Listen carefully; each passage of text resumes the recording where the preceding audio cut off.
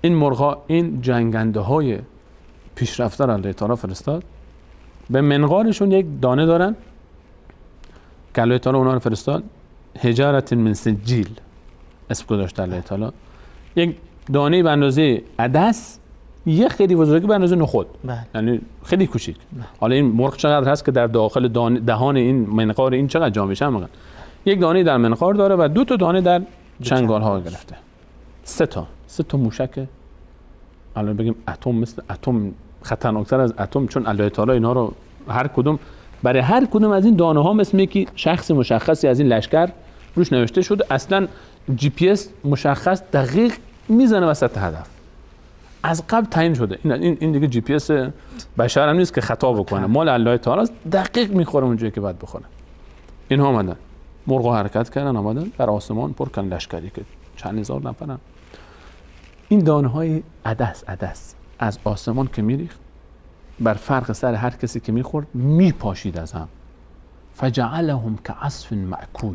الله تعالی میفرماید بعد از اینکه این دانه کوچولو عدس که به این کله این که میخورد، این مثل یک لقمه عصف مأکول به چی میگن؟ علفی که حیوان میخوره، نشخوار میکنه. سیرابی شکم حیوان، این شکمبه حیوان وقتی که باز میکنیم داخلش چی میبینیم؟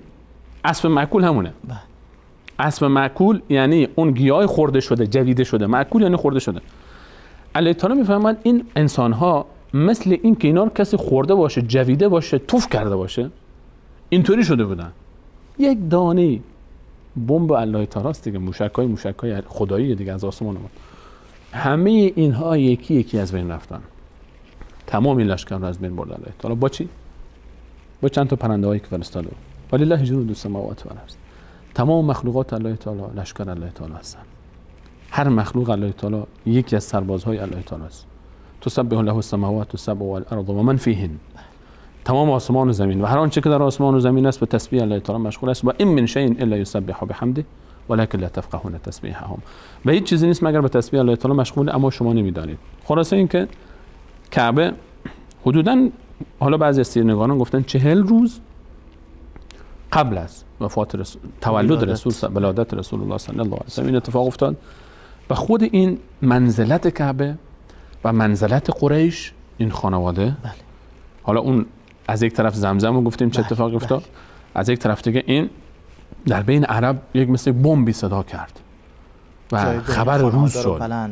مکه سر زبان ها افتاد که لشکر ابره اینطوری از بین رفت و این یک معجزه بود دیگه. هیچ کسی نمیتونست که این را توجیه دیگری بکنه جز قداست این مکان، جز حرمت این خانه و جز احترام این خاندان عبدالمطلب. و مشخص بود اینا همه نشانه هایی بود برای اینکه در این خاندان به هر حال بشارت ها از قبل هم داده شده بود که یک انسانی عظیمی به دنیا خواهد آمد و اینها بشارت هایی بود تا مردم آماده پذیرش اون خبر عظیمتر بشن که قرار بود در این خاندان اتفاق بیفته که ولادت رسول صلی الله علیه و سلم بود که در همین سال، یعنی سال عام الفیل اتفاق افتاد، 40 سال قبل از بعثت و 53 سال قبل از هجرت رسول صلی الله علیه و سلم. تشکر، سلامت باشید. وللبیت رب یحمیه.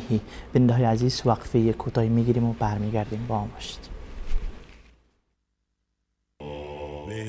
بالمصطفى فلتنعم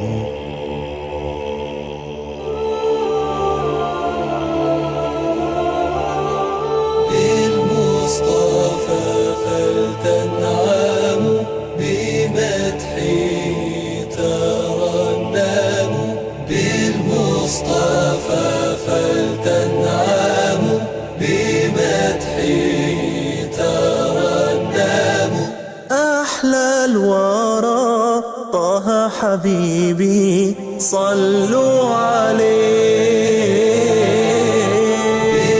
بالمصطفى فلتنعموا بمدحه ترنموا بالمصطفى فلتنعموا بمدحه ترنموا أحلى الورى طه حبيبي صلوا عليه بالمصطفى فلتنعموا بمدحه ترنموا أحلى الورى طه حبيبي صلوا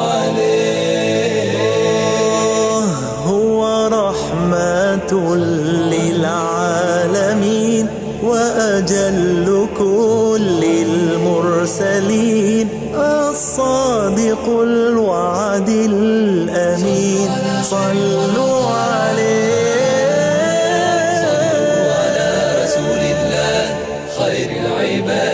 صلوا على رسول الله خير العباد أحلى الورى طه حبيبي صلوا عليه يهفو لنا يا سعدنا يشتاق لقياه بنا أواه فاض حنيننا صلوا على رسول الله خير العباد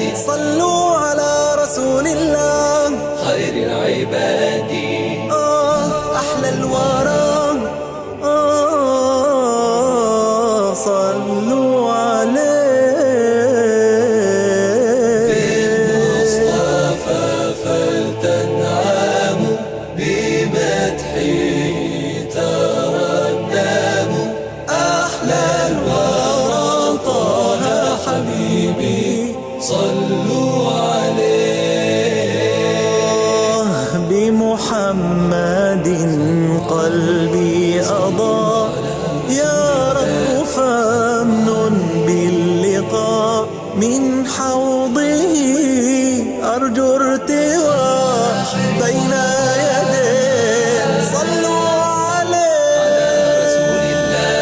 خير العباد صلوا على رسول الله خير العباد صلوا على رسول الله خير العباد صلوا عليه بالمصطفى فلتنعم بمدحه ترنم صلوا على رسول الله خير العباد صلوا على رسول الله خير العباد